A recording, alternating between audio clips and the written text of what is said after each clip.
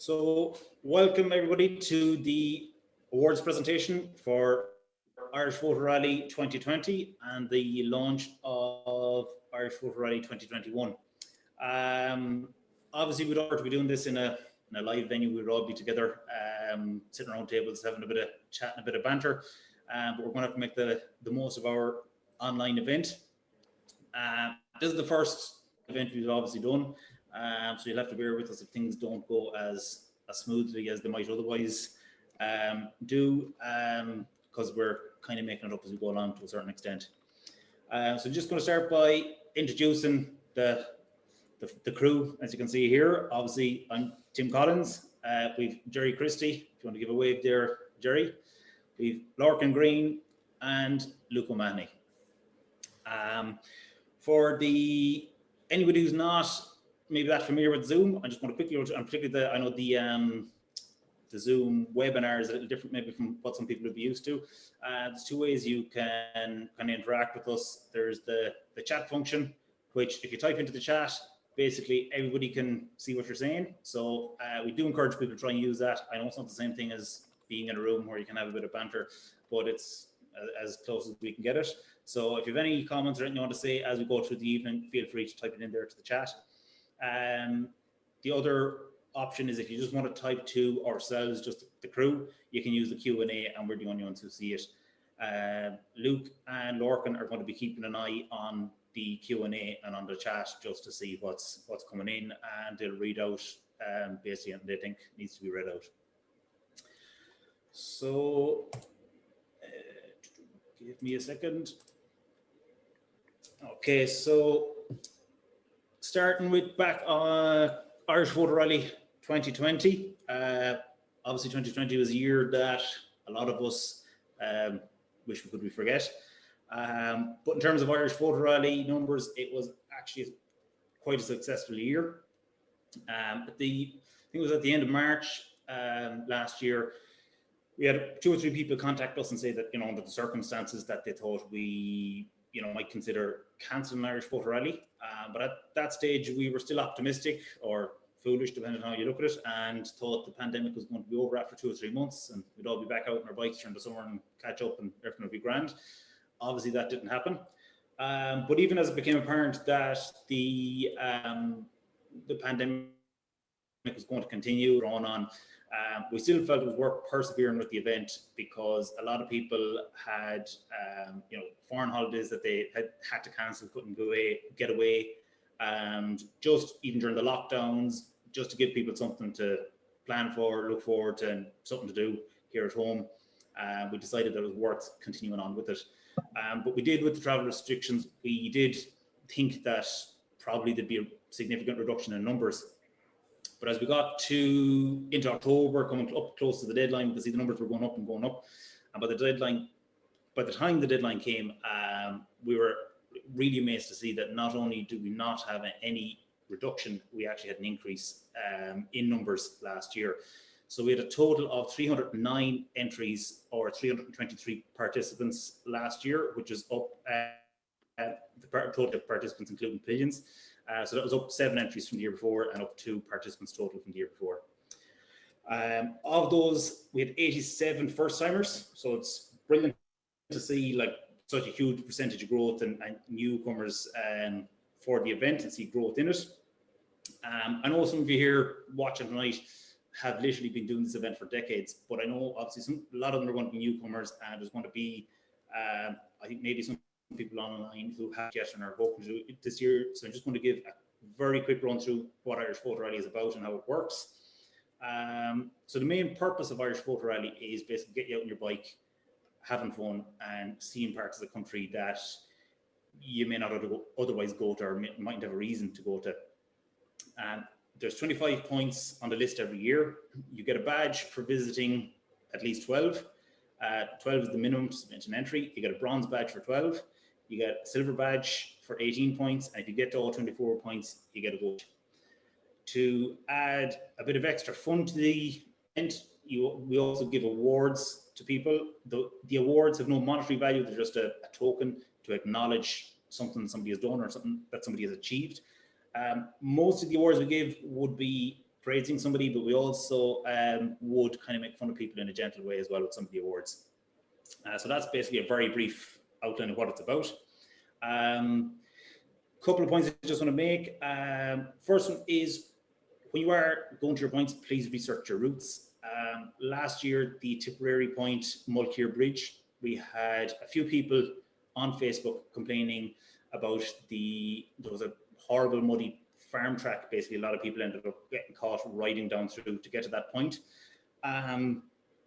Basically, when I'm picking a point to go to put on the list, the benchmark I have in my head in terms of accessibility is that somebody riding a gold wing at the sidecar has to be able to get there. So if you find yourself coming onto like two bollards or something that you can just about squeeze a small bike through, it's wrong. Basically, I'm not going to ask them to do that. Or if it's a soft, muddy path, or if it's particularly difficult or dangerous to ride, well, I'm not going to ask anybody to do that. So if you find yourself in conditions like that, basically stop, ask yourself, is there another way around to do this? Because chances are you're doing something wrong. If you blindly follow Garmin or Google and you find yourself up to your knees in mud, I'm sorry, but that's not my fault. Okay, so you need to research your routes. Another point on that similar topic is about private property. Just to ask people, don't ride into private property unless you have prior permission. Particularly, don't open gates to go into private property. One of the points this year is private premises or private premises. So again, don't ride your bike into the premises. It is marked on the list. We have it marked as private, so you will know which one I'm talking about when the list is released later. Even when it's not private property, the likes of a green in the center of a town or something like that, just have a bit of common sense riding your bike onto it. Even if it's dry weather and you think you won't do a lot of damage with your bike on the grass, we've over 300 entries now coming in every year, and we've an estimate of about 200 people, give or take, that we reckon are doing the event every year but never actually submit an entry. So you're talking about 500 bikes visiting a point over the summer months, and if even half of those people rode up in the grass, cumulatively it's going to do damage. So just as I said, just have a little bit of common sense. Just think about what you're doing when you get to a point, give the event a bad name, basically. In terms of the favorite point, every year when I'm at the awards night, I always forget to announce what the favorite point was for the year before, but I remember to write it down this year. We actually had 4 points that were very close in numbers in terms of what people liked. The overall favorite was Cooper's Lodge in Sligo. There was 37 people picked that one out. The Kerry Point, the most western point of Ireland, there was 33 people picked that out. Erlor Abbey in Mayo, there was 30 people. And Bellevue Church in Wexford, which was my own personal favourite, 29 people picked that as their favourite. So when you do submit your entry and you mark off what your favourite point was and write down your reason for it, we do read through that, and it kind of gives us an idea of what people like, and we use that to help us pick points in the future. On the points, if you do come across things you think might make a nice point, please do send suggestions into us. You can either send them to us through Facebook or as an email, preferably coordinates and a photo. If you could, it would be great. And we always say, with stuff like that, even if you think we might know about it already, send it to us anyway. We prefer to know about it twice than never know about it at all. The email list, the mailing list, I think a lot of you will be on it. Anybody who has submitted an entry previously is automatically added to the mailing list. But we have had a few people contact us to say that they haven't gotten emails, even the link for tonight going out. We've had people contact us in the last hour even saying that they never got an email about it. We can see from the logs that the emails were sent out. I think what's happening is, because there's so many emails now, we have 1,140 people on that mailing list at the moment, and I think the likes of Google Mail and stuff are starting to see that as spam when they see so many emails. So if you add us to your address book, that should hopefully bypass your spam filter and the emails will get to you. The email address is info@irishphotorally.ie. So if you add that to your address book, it should hopefully stop our emails from getting blocked by your spam filter. The last thing I'm going to talk about before I hand you over to the jury is in 2024, Irish Photo Rally is going to be 50 years old. It was first run in 1974.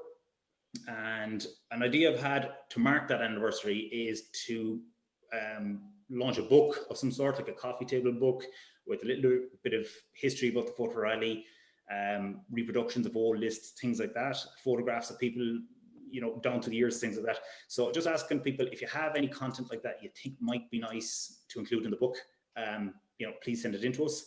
It might sound like we're planning very far ahead of this because it's 3 years away, but I've been told it takes 1.5 to 2 years to put a book like this together. So you're basically, by this time next year, we'd really need to have the content kind of gotten together if we're going to do that. So if anybody thinks they have stuff from down to the years, please send it on to us so we can include it in the book.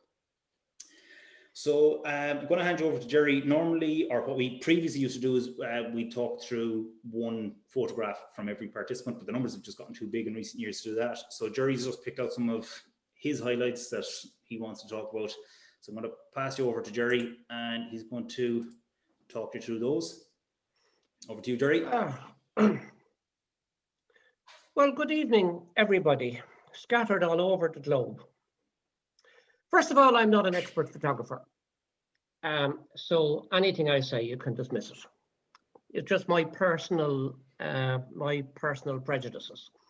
Secondly, I was born in an era and tried to grow up in an era. Like most motorcyclists, I never really grew up. But I tried to grow up in an era where people were not easily offended. So if you're easily offended, you have no business here right now, okay? Now, I don't have a full room of shiny faces in front of me. Normally, you kind of feed off the energy of the room. So I'm kind of talking into a PC here, which feels a little strange. But all of that said, let's roll with it. This is my prejudicial review. Tim mentioned history. My first photo rally was in 1975. That's what I got for it. Apparently, Eamon Morrissey organised it. These things were allegedly made out of offcuts of coffins, but that might be an urban legend. There was no photo rally in 76. That was 1977. I lived and worked in Drogheda at that time. Had a hack Honda 50 and used a Honda 50 for the local photo point. That's my wife in the background. She wasn't my wife then, but something happened after that. Can't be sure what. So I'm not going to go through the years. We're going to come up to this here and we're going to reflect upon 2020. And there's 2 reflective photographs there. But before we look at that, I do need to qualify and say that I am not privy to who has won anything. There has been no leaks. I have no idea what the judges have decided. The only leak I'm aware of is the chap in the background there, who apparently is not Leo Varadkar. Sorry, Jerry, I don't see anything there. Might be just me. Oh, the guy, sorry, do you see the photograph? I don't, I just see you. No, it's you. Okay, hang on a second. Have I shared screen on? No? That's my fault. I have to give you permission. Okay, try it there now. Okay. Done that. Right, so we had no photographs. Not yet. Try share again there. Okay, hang on a second now. I'm going to escape. As you say, this thing might just happen. Okay, what's the story now? Nothing yet for me. Right. Typical. This worked better for us in the practice run, of course. Oh yeah, well that's the way it goes. You unshare me and share me again, so. I think you might have to do that yourself, Jerry. Okay. I'm just going to chat and see, does anyone else see it? No, nobody does. Right. Give me 1 second.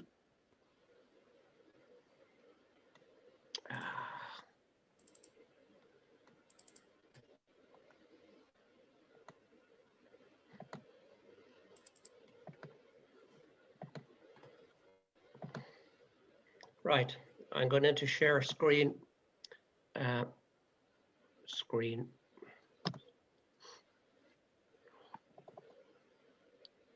Now. Yeah, looks like that's okay. Yeah, we're seeing your desktop there, Jerry. Yeah, you got my. Yeah, I closed down the PowerPoint. If this was TV now, we'd be having an ad break, but this ain't TV. No, so you better be careful what you've got on your desktop there, Jerry. Yeah, I hear what you're saying. I see a picture now. Okay, that's fine. That's it. Sorry about that, folks. There you are. Okay, back to the beginning. Okay, I'm not going to go through the big spiel again. This is my own personal prejudicial review. I'm not a professional photographer. If you're offended or easily offended, it's probably time to move on now. Have a look at Coronation Street or whatever is on. Photo Rally 1975, my first one, when motorbikes still had front number plates. Apparently they were great for surgically opening pedestrians when you collided with them. This is what I got for it. Apparently made from an offcut of a coffin or so, urban legend had it. Run by Eamon Morrissey. No photo rally in 76, that was 77. I was a member then of a motorcycle club based in Meadloud, North Leinster, called Bind Riders. Lived and worked in Drogheda, that was the local photograph. Took the Honda 50 and the then girlfriend down to it. She is my wife now of 43 years or thereabouts. So this is where Tim told me we had no pictures. But you got the picture up to now. This is essentially a reflection on 2020. And to do this, I looked at 6,420 photographs. And most of them were shite. But I do need to say before I go any further that I have no idea who has won anything. I'm not a judge, no idea what the judges have said. There have been no leaks. The only leak I'm aware of is the chap on the field there. And apparently it's not Leo Varadkar, not the only man who leaks. But a quick recap, as Tim said, 323 people picked up the gauntlet. They accepted the challenge. The gauntlet there is actually Eddie McPoland's glove. I don't know, did he throw it down deliberately or did the wind just blow it off the seat of his bike? So, again, I'm not going to propose to do a resume of how cat the year was, but when I saw that photograph, and I think that's Henry Devine's thing, I'm thinking, I bet you that bike has an electrically heated seat. You know the way the cat always finds the warmest spot. But yeah, back to reflections. That photograph, and I need to get my pronunciation here, but this is Tomasz Konisegwenski. He won actually last year. May win this year, I haven't a clue, but I like that reflective photograph down in Tipperary. So reflections on the year. The year started somewhat oddly. We had a pandemic, but we also had a strange happenings up in Monaghan. We had apparently a very animated, very aggressive man who was giving people a hell of a bollocking.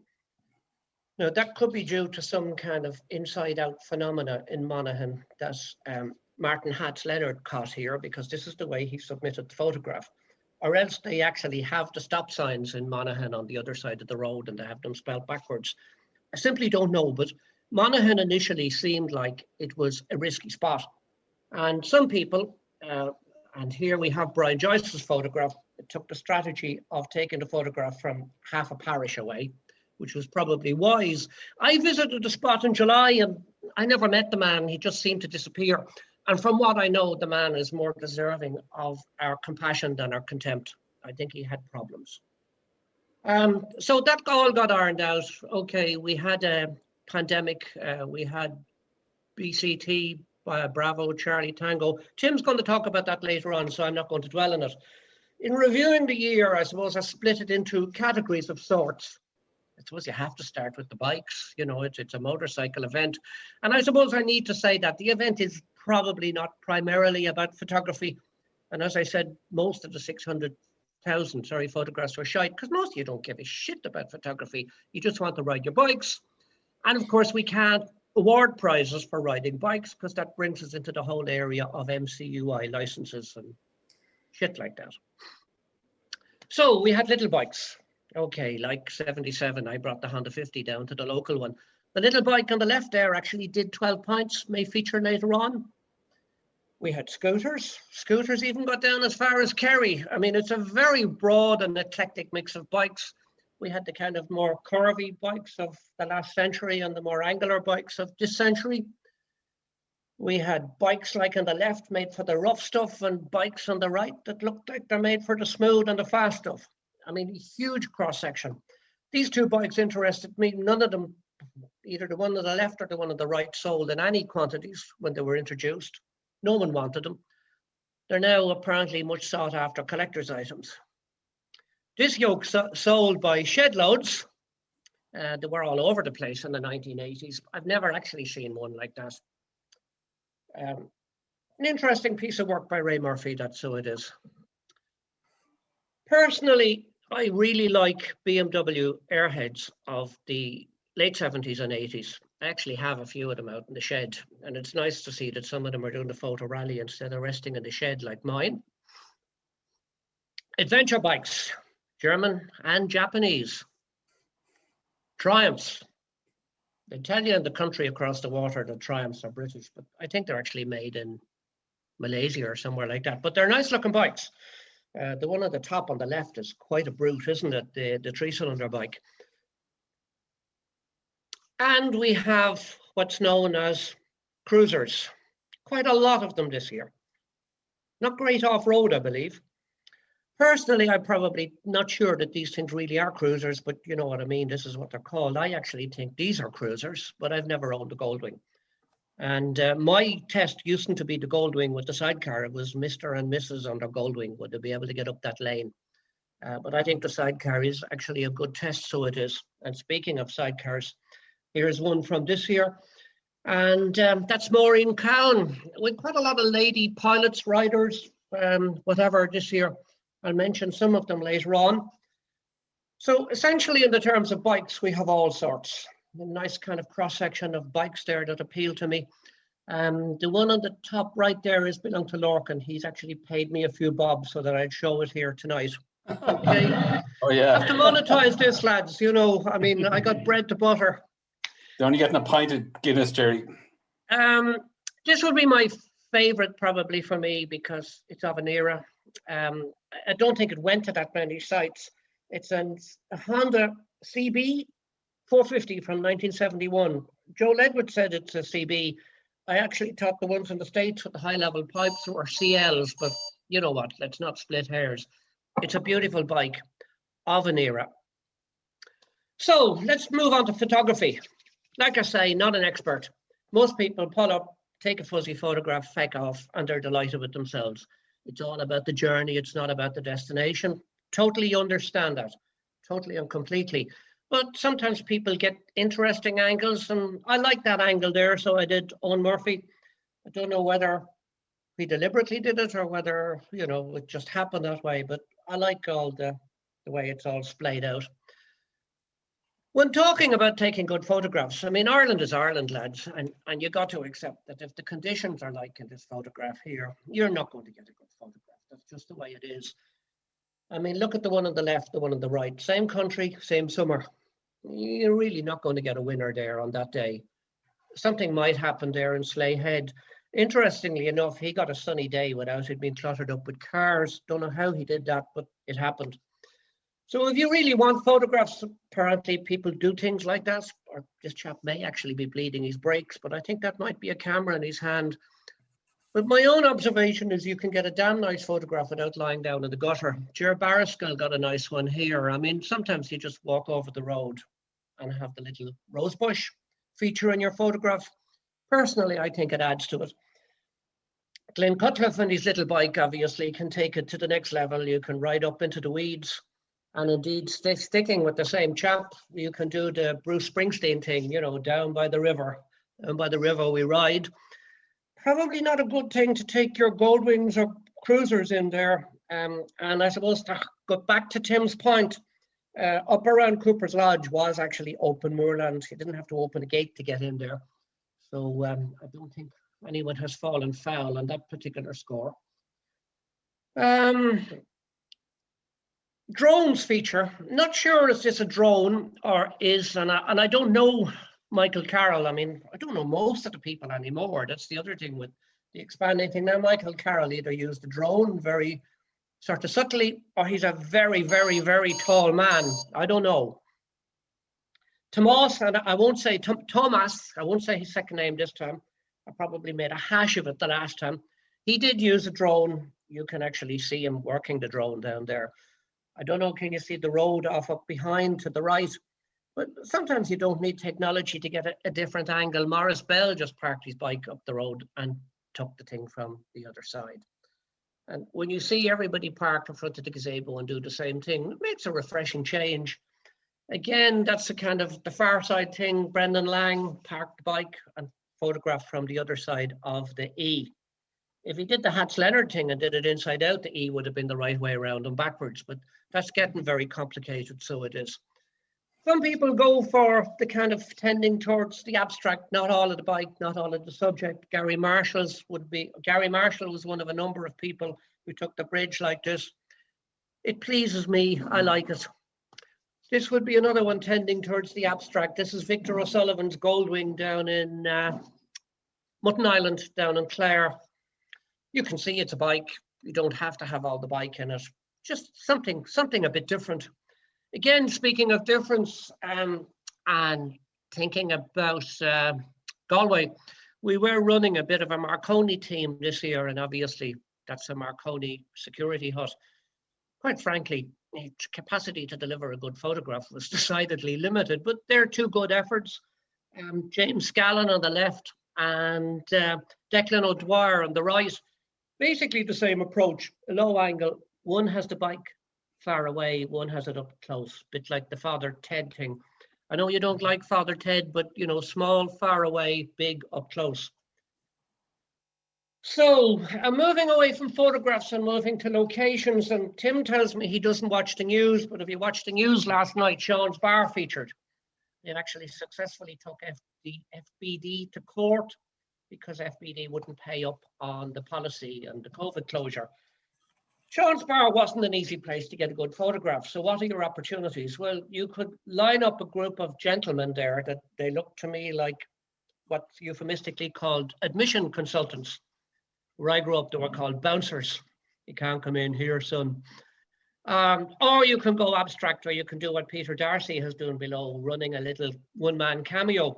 You should probably do something like that for the Edinburgh Fringe Festival next year, Peter. Yeah, it was a nice little novelty there, you know, trying to get in for a pint in the locked door. I'm probably back to creativity.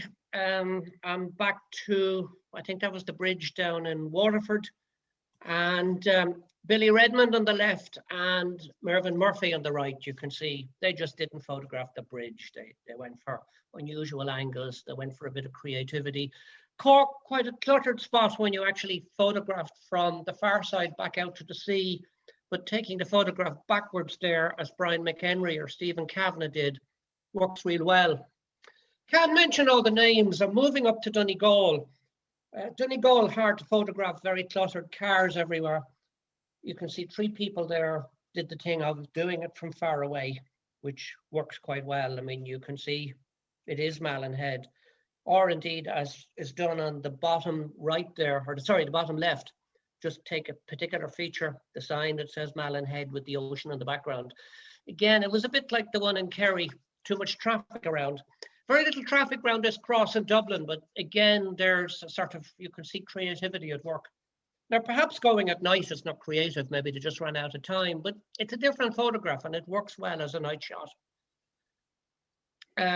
Where am I now? I'm in Mayo, I'm at Urlar Abbey. Most people took, it was quite photogenic actually, didn't make it as a favorite spot. Maybe that's because of the steep slope down to it. Most people rode the bike onto the pier, took a photograph of the lake. Other people did it backwards, and it all works. And you can see there's someone in their own photograph. I always insist that works well. Doesn't hugely surprise me that Sligo worked out as a favorite point. It produced quite interesting photographs, and one like the one below on the bottom right is very atmospheric. Waterford as well, Tim mentioned that as a favorite spot. Again, what worked there was people using the trees or whatever else to frame the photograph or doing it in the dark. There was one photograph from Waterford that stood out, and I'm going to take a moment on this. Freddie Snow has won prizes in the past, and when you see that photograph, I mean, it's probably not surprising. I want to say particularly hi to Freddie tonight. Freddie, you disappeared off Facebook early in the summer, and I was aware that, you know, you would have been one of the people who were vulnerable to COVID, and I kind of spent the summer worrying in case something had happened to you. I was really delighted when I came across your photograph. The additional thing I want to mention is that I'm aware that yourself and Carol are celebrating your 50th wedding anniversary tonight. Happy anniversary. Here's to the next 50 years. Probably a good time to mention as well, and Tim will mention it later on, but I mentioned that Fantastically Framed. Our awards are being run by, or are produced and sponsored to some degree by, what's his name again, Tim? Shane Noble, framing. Shane Noble, sorry, I lost my thought there for a moment. Shane has been having his own health issues at the moment. Shane, I hope to meet you on the road, and thanks for your help over many, many years. I know you're recovering. I just don't want people to think that you're on death's door, but I know you have been fighting something lately. Move on there. I'm nearly finished with the photographs. An example there of kind of alternate angles, but alternate angles. Pat Carlisle on the left, Michael Eccles. Sorry, Pat Carlisle on the top, Michael Eccles below. If I were a judge, I'd be picking on this photograph. Really like that photograph. I don't know why. Luke Moran's photograph, one of the earlier entries, just shows a bit of thought, or maybe other people think he stumbled and fell into the hedge and the camera went off accidentally, but nah, it's nicely composed, so it is. Skies make good photographs, and that's a nice photograph by Gordon Smith in Sligo. Grey skies don't make great photographs, and pure blue skies don't either, but skies with cloud. But a lot of what I notice these days are people throwing software at their photograph afterwards. And Trevor Mealiff had some wonderful photographs, brilliant compositions. But this photograph looks to me like a pretty girl who put her hand too far into the makeup jar. There's just too much software at that sky. It doesn't work, okay? Hope you're not offended, Trev, you know, but it's just overproduced afterwards, okay? Some really good photographs elsewhere, and sorry to be picking on you. Apart from photography, if you want to be noticed, a small bit of humor, Thomas again, and we have Emily there on the right, Emily Walker holding up the bridge. I'm kind of finished a bit with that kind of photography, although I'll come back to one or two bits later on. Some of you may think all of that is for the birds. Oh, groan. Oh. Yeah, groan. Photographs with people work well. Obviously, we are in the summer of social distancing, but you know what? I'm not a moral policeman, so we'll move along there. Here's a man who's socially distanced, a man who actually did the photo rally in 1977. And here's the same man, not socially distanced, but it's a small group and it's out in the open. And that was before the more invasive UK strain. So, you know, it was actually good to see small groups of people enjoying themselves over our truncated summer. I actually went to that point myself, the one on the right, in the August bank holiday weekend in Clare. And around early August, it looked like half the universe was on holidays in Kerry. I found out the other half were in Clare. Apparently the other half were in Mayo, and then the final half were in Donegal. I mean, the West Coast was awash with Irish people this summer. And we were carrying on like we had beaten the pandemic. Lots of smaller groups here. I'm not going to name names because Tim told me I've only got an hour and a half. Is that right, Tim? An hour and a half I have, is it? About that, okay? Yeah, sound out spot on. Now, I would be biased. I'm obviously broadcasting here from Kerry, but Kerry seemed to bring out the best in people. But then it does, doesn't it? I mean, it's the freaking kingdom, lads. So everybody seemed to rise to the occasion. The Kerry seemed to get good photographs, contemplative photographs. Even the one there on the top right, you can actually see the Skellig Rockaway out in the ocean. That's a rare enough thing, people. So, more people, not going to name them, but A lot of selfies, a lot of people go to the bother of putting themselves in the photograph. And for me, because I don't know everybody, I think it helps when you're looking at the 6,000 photographs. Some people strike nonchalant poses. I know the chap on the right, and that's not a proper Honda 50. That's a new thing. I have actually a proper old Honda 50, so I can feel a bit smug on that one, so I can. But it's nice to see it nonetheless. Now, I want to stop there for a moment, and I want to focus on the bottom right. Michael O'Brien in Ennis. We have two Michaels this year, but this was the first Michael O'Brien. I don't think I've met the other Michael O'Brien from Thurles or from Tip. Michael, I got your poem. I got it yesterday. We were kind of busy putting today together, and we're going to put your poem up on the Facebook page next week. It's a great poem, and you're a better poet than I. And slight apologies today, I met you in Burma. I was kind of focused on moving on, and in fairness, in the context of going around on the bike, I'm very much a solo performer. I just got that way over the years. I think it makes you mildly antisocial. But your poem will be circulated next week. And you're looking very relaxed there outside that closed pub. Probably one of the tragedies of the year was that the Thatched pub was closed to us all, because I got the impression that the owner was seriously hospitable. And I think it would have generated some good stories if it wasn't shut. Right, a few more photos. You know who you are. And more again, some serious looking chaps there as always, and some smiling chaps. Now, what is it about middle-aged men wanting to be acrobats? I mean, what the feck is going on here, lads? All right, they're definitely not teenagers. I kind of know some of them. But then I suppose it lands a bit of variety. But the Victorians used to worry about everything scaring the horses, but that kind of carry on really could scare the horses. Now, this is interesting.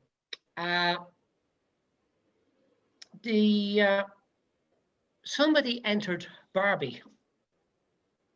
Now, my granddaughter is very much into her Barbies. She's inherited all her mammy's Barbie dolls, and she's even inherited Barbie's boyfriend. If you can remember, Barbie's boyfriend was Ken. Now, my understanding is, and I'm not an expert, but even Ken never entered Barbie, okay? I think it was very much a platonic sort of relationship. The chap who entered Barbie, in fact, it's a strange thing, it was Benedict Kendrick.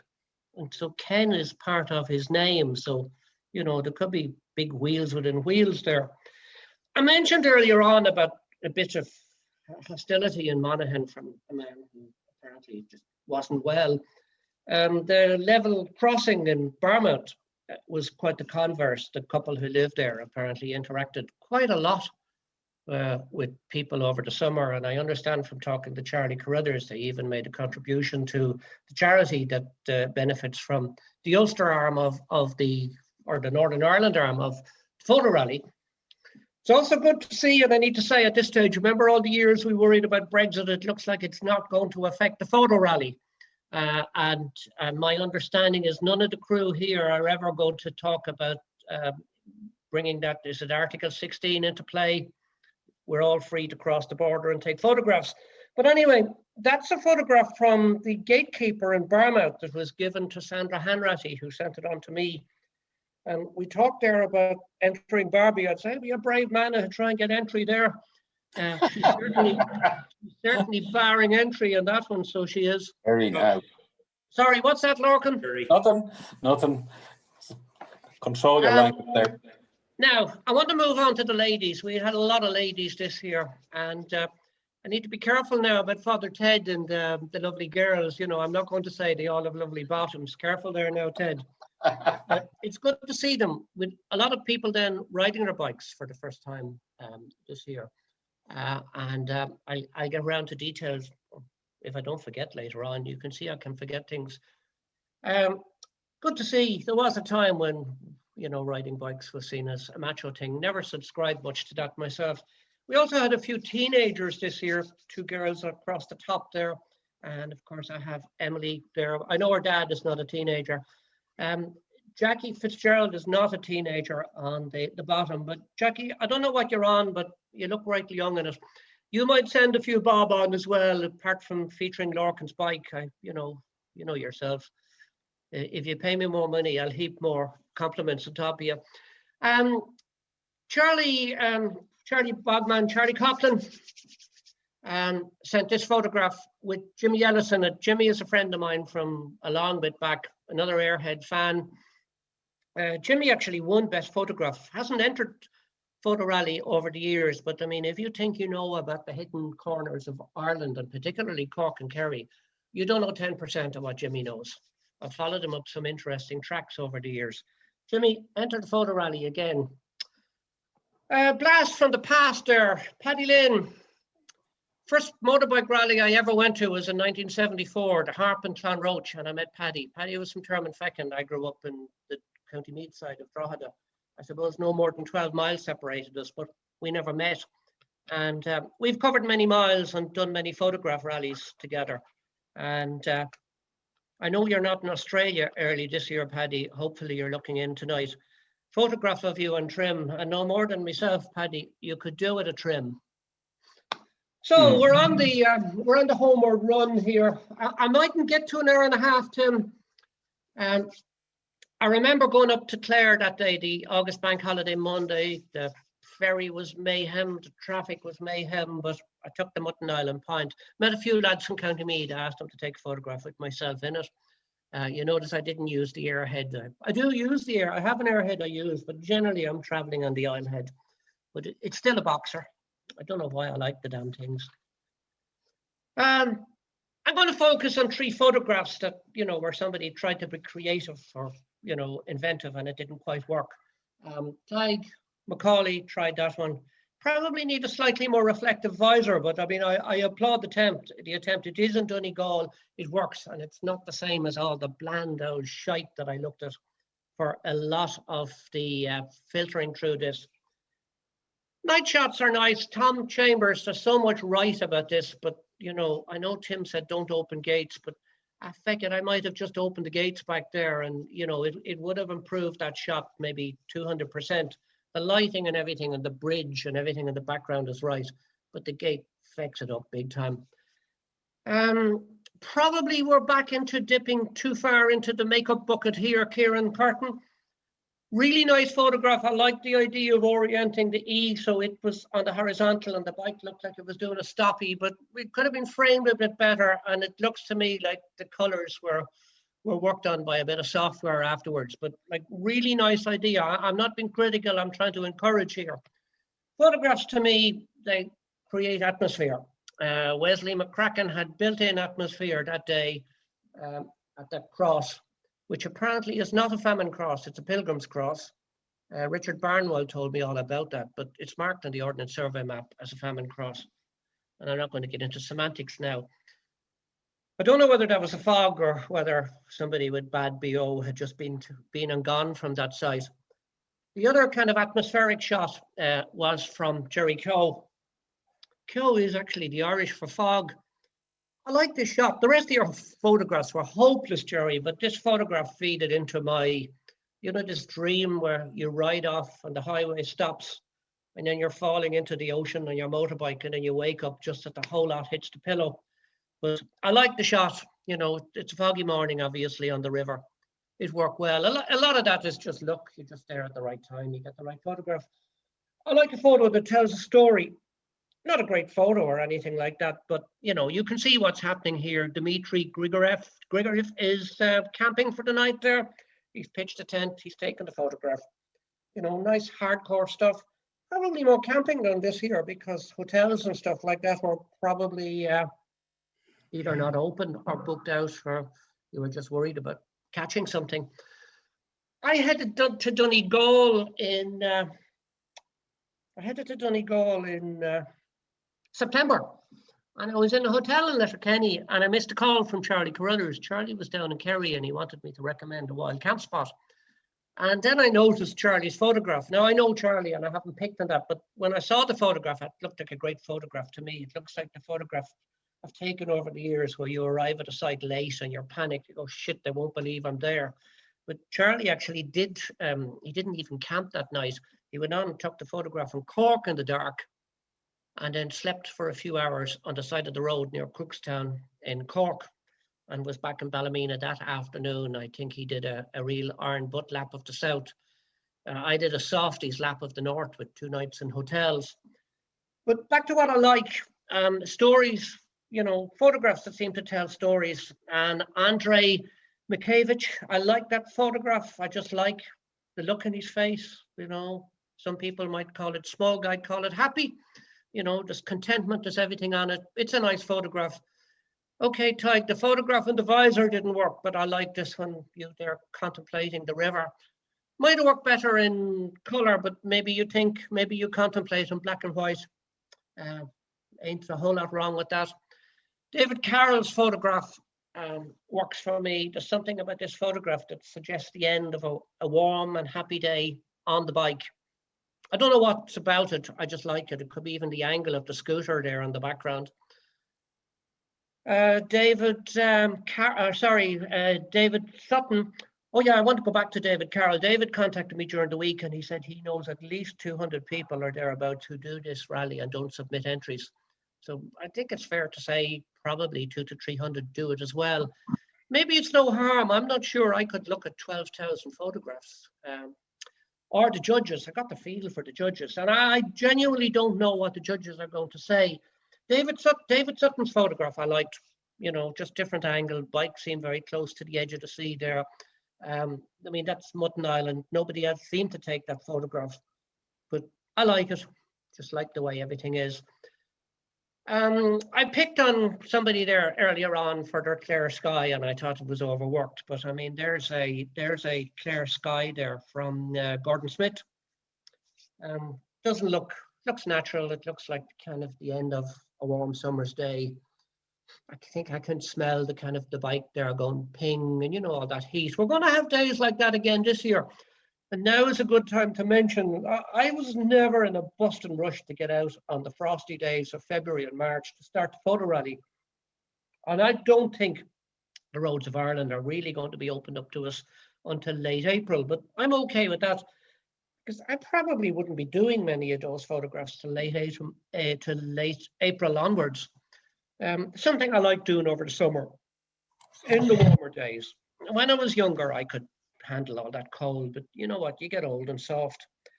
Nice photograph there from Con Cremin in Kerry. Again, kind of atmospheric, a cloudy evening in Kerry, dusk drawing in. I like the photograph. Savage photograph from Vincent Savage. Maybe the purists are saying it's slightly out of focus, but again, I can feel summer off that, and even the glint of sunshine off the bike there. Nice photograph. Actually, Vincent was one of the guys who was on to me this week about not getting the link. I put him onto yourself, Tim. It's one of the nice things about stepping back, like when, in the old days, I had to deal with everything. Tim, I think you're doing great. Thanks very much. I am close to finished, people. This is Kenny Moore's. I only have about 10 more photographs to go. Kenny Moore's photograph in Waterford. This is an 8 photograph in my view. Don't know how he managed to take it. Was it on a timer or was there somebody with him? But again, and I don't know what kind of flowers they are, but it's just nicely composed. It works for me. What are the flowers, Lorcan? Foxgloves. Foxglove, okay. They're narcotics, are they, or something Digitalis, like that? yeah. Digitalis. Digitalis. Okay. Digitalis, okay, yeah. I don't know where I remember that from. I like this photograph. I suppose I know Mike Kelly over the years, but I like the heroic pose there. It reminded me of kind of a pose that a Christian might strike after slaying a lion. And it's probably one of the better photographs from Galway. But would you look at the proud head of him there? And I don't begrudge a bit of it. I met Peter Woods. I called into the Slieve Ruer for dinner on one of my laps around Waterford, I think around July, and he was checking in for the night. And I'd say he took that photograph that same day before I met him. And again, I know you get a GPS and it says to take it from down there near the bridge, but that's a superb photograph. The judges never frown upon alternate angles.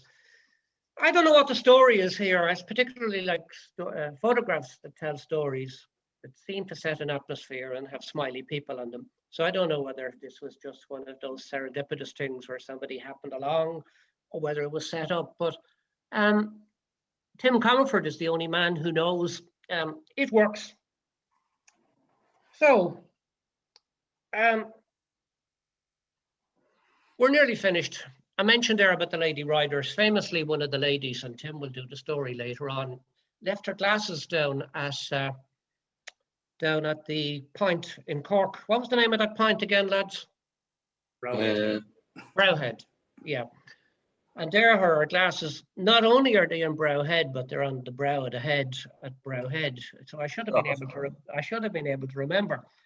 But there's a story there. But anyway, Sharon wasn't the only lady rider. I think Roberto Dwyer gave it a shot this year, Lorraine Corrin, and I think that was their first year. And then we had Kay Kennedy and Sandra Hanratty, who are lady riders, whom I think are on their third or fourth or fifth. I don't want to be unkind. I don't want people counting up years. Over the hill. Oh, Lorcan, don't be unkind. Get you. Now, I don't know David Minor, but David, if I were a policeman and I were sent to the scene of the crime, and the scene of the crime were Browhead, turning up at Mizenhead would be a very, very, very bad career move, okay? But you can see the judges in the Irish Photo Rally are not members of the Gestapo. My final lady, and I didn't mention Susan Moore, I've kind of kept Susan there till last. Susan had done this previously as a pillion. This was her first year doing it solo. Now, I don't know how to put this delicately, Susan, but I spent 45 years working in medical diagnostics in a laboratory, and I wouldn't be an expert on mastitis, but you either have a bad case of mastitis or you need to get proper gloves, okay? Jerry. That's basically it. I'm on my last slide. I don't know how much time. I think I've burned up a little bit more than, what did you say I had again, Tim? You've overrun it anyway, whatever you had, Jerry. Yeah, okay. I'm kind of done here. I don't know what's coming down the tracks. What's coming down the tracks, it's over to Tim now. Tim did mention about, you know, the 50th anniversary, and I was trying to dig up archives and stuff from the old days. And about a few days ago, a friend of mine called Teddy Larkin in Wexford came up with the 1976 list. Teddy, I owe you a pint and another pint. I had been searching for years for that, but I'm working at retyping them. And the other man who had helped me enormously over the years was Eric Morton in Galway. Had fed me a lot of information. I actually tried to email you during the week, but it wouldn't deliver, Eric. But we'll talk over the summer. There were lots of other people as well, but I just want to mention those two. So that's it. I'm going to get off the tracks. Some of you are probably saying I'm off the rails anyway. That's it from me. Over to Tim. Thank you. Thanks, Jerry. Yes. Okay, so going to move on to the award. Stop sharing Jerry's screen first, I think. Or ask Jerry, can I ask? Yeah, Stop. hang on a minute now. Screen sharing. What do I do now? All right, I think I'll take over from you there. Yeah, you just turn me off there, okay? Indeed. So yeah, we're on to the awards for 2020. First thing is the badges and the awards. Probably a lot of you, anyone who buys it online nowadays, you know that there has been, because of Brexit and because of COVID, there have been delays in shipping of all sorts. So there has been a delay on the badges coming, and we were hoping to have them show you to you tonight. But we've been told we're expecting the badges next week, and also the awards in the next week or so. So just like I said, again, we had originally hoped to have the awards to hold them up and show them as you as I call them out. We're just going to have to work away with what we have, and we will be shipping out awards and badges and all of that probably in about 2 weeks by the time we get everything together. Okay, so on to the awards. The first award is the club award, and that goes to, but first of all, it goes to the club who has the most number of members taking part. There's no surprises that it was the Dublin Motorcycle Touring Club this year. And we've got the oldest rider. That was Jim Miskelly. Okay, so I know I'm just watching here the screen going through, and I know there is a bit of a delay on the change of my screen, so I am going to sometimes have to waffle a little bit just to let the pictures catch up. So that's Jim's photo there, the oldest rider. Then we have the youngest rider was Ryan Corcoran. Ryan is 17, and or at least he was when he did the event. And I know Ryan picked Malin Head as his favourite point. The reason he put down was he said he did 600 that day on a 125, and I think that's a pretty epic day out on the bike for anyone, especially a young rider, obviously on his learner permit. So that is really impressive, and it's great to see young riders getting involved in motorcycling in general, but particularly love to see young people getting involved in the Irish Photo Rally. The next award goes to the youngest participant. This year it's Ruby Cunningham again. Ruby is 8. I do know that Ruby is disappointed that that we're not running the awards in the Hudson Bay as we have done in the last few years, because she's going to miss out on the pancake machine tomorrow morning for breakfast. So hopefully Pat is going to break out the frying pan tomorrow and do pancakes for Ruby in the morning. Next is the smallest bike award, and that goes to Charles Crothers on his 89cc CT90. And the oldest bike award also goes to Charlie on the same bike, the CT90 from 1970. And just to clarify on that, for a bike to qualify as the smallest bike or the oldest bike, it has to have done at least 12 points. So in other words, it has to qualify for a badge. So you can't take a 5cc motorbike down to 2 kilometers down the road to your local point and think you're going to get the smallest bike. You have to visit at least 12 on it.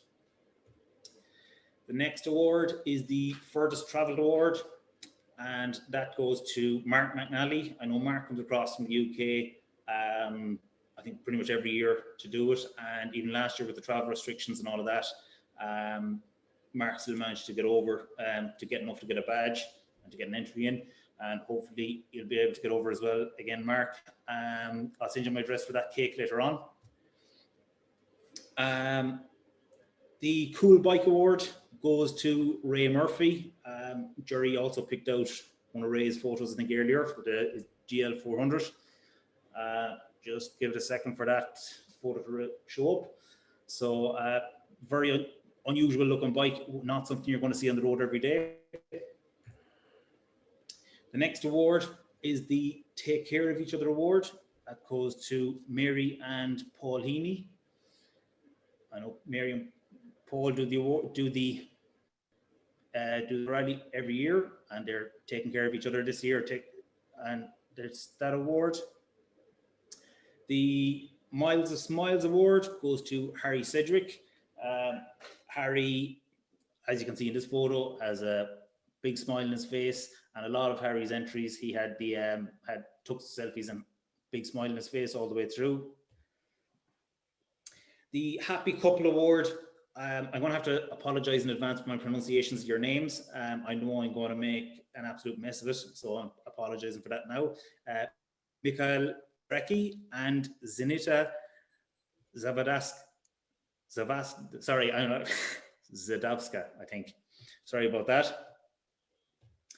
The next is the True Grit Award, and that goes to Brendan Lacey. I don't know Brendan, but I do know that just came across it on Facebook that Brendan had a fairly serious bike crash in December and was in a coma for 12 months. He was in and out of hospital a good bit after that. And sorry, I said 12 months, I meant to say 12 weeks, hospital a bit after that. But he did get back on the road, got out on the bike, and he got 14 points last year. So enough to get an entry in. And I think that's really impressive considering 2 months before the thing was eaten. He'd had a very, very serious crash. So it's great. Really showing true grit there. The next one, Jerry mentioned this already, the Specsavers Award for Sharon Cox. I'll tell the rest of the story for anyone who's not aware of it. Sharon lost her sunglasses on a trip out, and obviously didn't know where she'd lost them. And I think Mary Ray, the photograph here, was Mary Ray's. She put it up on the Facebook group, and as she put it, that Marconi had gotten himself an empty pair of sunnies, and Sharon saw the photograph and asked Mary, were they her sunglasses, or, and then obviously Sharon figured out that's where her sunglasses were. The photo on the left is from Frank Kiley, who also, I think at that stage he knew they were Sharon's glasses, I'm not sure. And I believe it was Aidan Gallagher who was the person who actually collected Sharon's glasses for her. I think he was the next person to get to the monument after Sharon had told everyone that they were her glasses. And I think Aidan posted them back to Sharon. So that's where the Specsavers Award comes from. The Wet Award goes to Oliver Heslin for this. I suppose his album, a lot of it was, as you can see there, very wet weather, just miserable looking weather.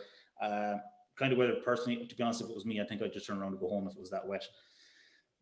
Speaking of which, the next award is the Hail a Taxi Award for Colin Burke. Just waiting for the photo to catch up there. So you can see here at the Dublin Kildare point, with that kind of hail, again, in that kind of conditions, I wouldn't fancy being on a bike. I think I'd be more likely to hail a taxi and go home. Next is the Newbridge Award. That goes for Liam Ryan for his photograph of the new bridge. Monitoring what's going across here, photos show up before. Anyone have anything that they can, any good jokes there, Jerry? There you are. It's all on. It's there. Yeah. What are we waiting on? Oh, we're waiting on the Newbridge Award, are we? We are. Yeah, it's there. Perfect. Next one is the Clear Sky Award, and that goes to Kenny McElroy for this photo of the sky. Obviously, Leighton, Jerry mentioned a few photos there about painting a picture or showing atmosphere. You can see here the clear sky, a lovely photo of the sky over Mutton Island. The next one is the Class Shot Award, and that goes to Leo Connolly for his photo of Class Machine, and obviously the harvester in the photo as well.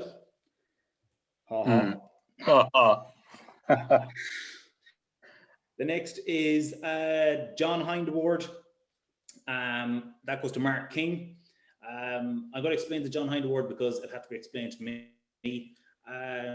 John Hind apparently was, I think he was a photographer who used to take photographs for postcards, basically, all around Ireland. So the John Hind Award is basically, I suppose, a long way around of saying that this is a postcard perfect photograph. So well done on that one, Mark. The next award is the Spirit of the Photo Rally, and that goes to Lorraine, Sean, and Lewis Curran. I know Lorraine and Sean were riding their bikes and bringing their son Lewis along with them, and for us, this really encompasses what is the Spirit of the Photo Rally, being out on the bike and doing it as a family. So that's lovely to see. The next award is the Best Night Shot Award, and that goes to Tom Chambers. It's kind of ironic. I think Jerry picked up one of his photos earlier that he said was almost a good night shot. I see here he obviously, I would probably be guessing on the same day, went from the new bridge on down to Wexford. And a lot of the photos we get at night are dark and grainy and, not that great to see. This is a lovely clear photo. He made really good use of the light that was available to him. Nice clear shot there. So great job on that, Tom. The commended photograph goes to Roberto Dwyer for this lovely photograph in Waterford in Skeens Bridge, if I remember the name correctly. Lovely shot there. Again, you can almost feel the warm summer evening there just before sundown. Next is the commended entry goes to Gareth Byrne. Gareth, I think, was a newcomer and had a lovely set of photographs all the way through his album. Very nice set. So commended entry there for Gareth. Another commended entry goes to James Allen. So again, nice set of those all the way through. I think James, I know, has been doing it for a while, and all of those does a nice album. So again, just waiting for the photos to catch up. And okay, going on to the Toughbook Award, a little bit of a story here. This goes to Robert Galligan. Robert, I know, took week's holidays in August. I think it was after all the travel restrictions opened up. And he took week's holidays, and the plan was he was going to, I think, ride all over Ireland to do all 24 points in the week off. He got from Greystones as far as the Wexford Point and the bike, and that was the end of his week, and I think the end of his photo rally. So that was really tough low entry for the 24 in. The next is the Nobel Prize, and that goes to Merv Colton for his Nobels in the early days of the pandemic. Jerry kind of alluded to it earlier. Some of you will probably already know what I'm talking about. For anyone who doesn't, I'm just going to quickly run through. Merv sent me a text message, I think it was probably late March last year, at about 6 o'clock in the morning, asking me to give him a call whenever I had time. That he was aware that a lot of hospitals were running very short in PPE at that stage, and he had a plan basically, and he asked me to give him a shout about it. So what he said was they were aware that there was a shipment of PPE coming into the country. Most of us will all know about this from watching the news at the time. There was a shipment coming in, but the hospitals in the meantime were running out of PPE, and there just was no large quantities of PPE left in the country. So Merv had the idea. He said probably small quantities of gloves and things like that around the country, that if they were all brought together would be a significant amount and would basically fill the gap until the rest of it came in. And the idea Merv had was, the problem was to get all that stuff to where it was needed. So Merv had the idea that the Irish participants were the perfect vehicle basically to do that. And as he put it, he said, what does an Irish photo rally participant love to do? They love to be given a location and told to ride their bike to it. And he said, this is exactly what we're going to be asking them to do. So he used the Irish Photo Rally Facebook group initially to start coordinating riders to go and collect PPE from where it was and bring it to where it was needed. I suppose in that first week or two where it was really, really needed, Merv said himself he hadn't time to get it together. Photo, I suppose, a ready-built way to do it, so he used that. But it quickly grew, I suppose, bigger than the Irish Photo Rally group or anything like that, and became an entity in itself. The Bravo Charlie Tango bikers coming through, and they've continued doing that for months. And Merv, I do know, was working literally day and night. I saw Facebook posts from Merv at 2 o'clock in the morning, 3 o'clock in the following morning at 6 and 7. So I know he was working day and night there in the early days of the pandemic. And I suppose this award is just a small token just to mention that. And I really feel, to be honest, I regret that we're not in a live venue here where we can all be together just to give Merv a round of applause for what he did, because it really was a noble action. So we're 2 awards left, the 2 final awards, the main framed awards. Again, we don't have, okay, so I see just people here on the Zoom webinar are raising their hands. Okay, and I think that's their virtual round of applause for Merv.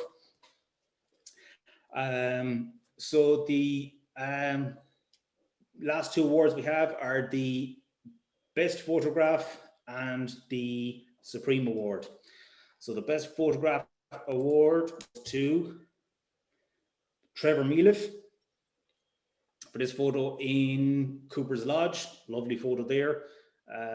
Jerry was talking about nice cloudy skies earlier. I think Trevor's managed to capture that there. And the final award, the Best Album or the Supreme Award, goes to, and again, I'm going to have to apologize to Haidaj. I'm not sure. I really don't know how to say that. And I apologize. I'm sure I've really butchered your name there. Sorry for that. But a beautiful set of photos. Lovely album all the way through. Really, really, really well fit.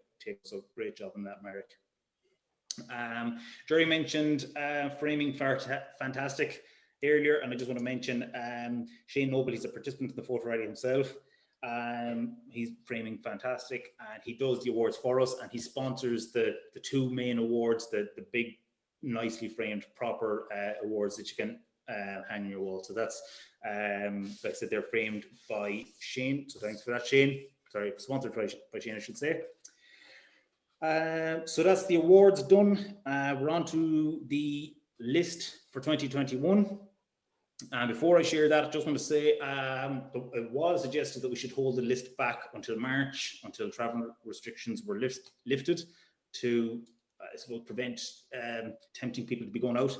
But I suppose I don't think it's our job to be policing people, first of all. Also, I think the giving the people the list gives people something to look forward to, gives them something to plan, and gives them the time. So when the travel restrictions lifted, they'll have their trips planned to be able to go. So we're going to release the list today as planned. So I just need to switch screens here. The list will also be available on the website. Give me a second to find my list. And there's our list for 2021. Again, as I said, the list will be available on the website, on the map page of the website. There'll also be a GPX file that you can download. And normally, when we're doing some live venue, we would have a printed copy of what you're seeing on the screen now. But obviously, we don't have a central location to be distributing this from. So what I am going to do is I'm going to make a PDF of this available if people want to print it out themselves. So I'm just going to read through it there. You can probably tell it's going to be up on the website later on tonight, but I'll read through it anyway. Donegal is Crowhead Signal Station. Derry is Tumlochtar Church. Antrim is Stormont Gates. Down Armagh is the Martin Monument. Cavan Monaghan is Quivy Church or Studio. That's the private premises that I was talking to earlier. So again, please, don't write onto the grounds or of the church or that. It is a private premises. Fermanagh Tyrone Point is the Wheel Pump. Longford Westmeath is the Clonfin Memorial. Louthmeath is Platten Tower. Dublin Kildare is Rathcoole Petty Court. Wicklow is Avocamine water tanks. I have to say thanks to Mervyn Murphy for bringing that one to my attention there 2 or 3 months ago. Wexford is Dancing at the Crossroads. Carlow Kilkenny, Sinnott's Cross. Laois Offaly, Ross Conroe Church Ruin. Clare is Labashida Community Centre. Limerick is the Sean Wall Monument in Brough. Tipperary is Old IRA Monument. Waterford, Aaron's Hope out in Ring. Cork is a whale. Kerry is Kimmigo Tower. Mayo is West Mayo IRA. Sligo, Court Abbey. Leitrim, Selton Hill. Roscommon is Edward Crofton's Bridge. And finally, Galway is Tona Windmill. So that's the list for 2020. I think that's everything I wanted to say. So just put us back in gallery view. Everyone should be able to see all of us there now. Do any of you have anything you want to say to sum up? Anything I've forgotten? Yeah, I'd love another pint. Sorry about that. No, you did very well. That was great. I think we got away with it again. Yeah. I think we did, Jerry. And Jerry was smart as ever. Clicking, yeah. So there's a question down there on the questions and answers. Can you see that? Oh, it's gone. I can. But it's been answered. I'm just going to have a look at it. Jackie's sending me money. Jackie Fitzgerald. That's okay. Okay, so yeah, one of the questions was just about with the lockdown and that how we're putting a 25th photo for photo not on the list but a favorite point. If I understand, I'm not 100% if I understand what you mean by that, but basically the short answer is no, simply because the website is written in such a way that it's designed for 24 points and took about 1.5 years to basically program that, and to change it at this stage is just a lot of work. And short answer is I don't have time to do that. So it's a nice idea, nice suggestion, but it just isn't feasible. So somebody asked, where can we send suggestions for further points to? Again, we can either send it on the Facebook page, send it to us by Facebook Messenger, or you can send us an email, info@irishphotorally.ie, or if you know any of us, have phone numbers or anything like that. Anyway, basically, you get the message to us, or anyway, contacting us, just send it on. When I was running through the lady riders there, I forgot to mention the gorgeous Geraldine O'Sullivan. Apologies, Geraldine, but when you get to my age, things just slip your mind occasionally. Ask her for a cake. Okay, so I think that's it. We're going to wrap up. Yeah, I'm getting warning messages from people I've obviously insulted. No, you're getting messages from people I insulted, Lorcan. Yeah, maybe both of us. Go on, anyway. Sounds about right. All right, so I think the highest number I saw there was about 267 or something we had online. So thanks to everybody for coming in, and I hope you enjoyed it. It was definitely a bit different for us, and I imagine a bit different for you as well. And hopefully this is the last time we're going to have to do something like this next year. This time next year, we have provisionally booked a venue, so we are optimistic and hoping that this time next year we're going to be back in hotel as normal. So stay safe and take care of each other out there. And don't forget to thank the hotel staff, Tim. Oh yeah, I will. Yeah. And the barman. Yeah. So we'll go to the bar, will we? I'll take the tip for the staff. All right, good luck. We're going to end it there. See y'all. More questions coming in there. Okay, you got it just before I hit the. Let's see. And we can answer questions on the Facebook page or whatever. Yeah, as long as you can find them. Yeah, there's a question there about the older point from previous years. We're working on the very old points from the last century. Give it another month or two. It's work in progress. Okay, so yeah, a couple of questions here. One of them, and thanks to Charlie for giving me the nod here to mention the Ulster BMW Ulster section extra points. That's a sister event. Basically, the BMW Club Ulster section have a photo rally which consists of 9 points, but 6 of them points are our points for the Irish photo rally. So if you want to do the Ulster section photo rally, you only have 3 extra points to do. That's linked. We have linked to from the main page of the Irish Photo Rally page. There is a link to their page where you can see where those points are and find out about that event. So thanks for reminding me to mention that. And also somebody's asked about will there be lists posted about gold, silver, and bronze or to the Irish Photo Rally website, and there is a set about the rally, and that's all how it's all going to work.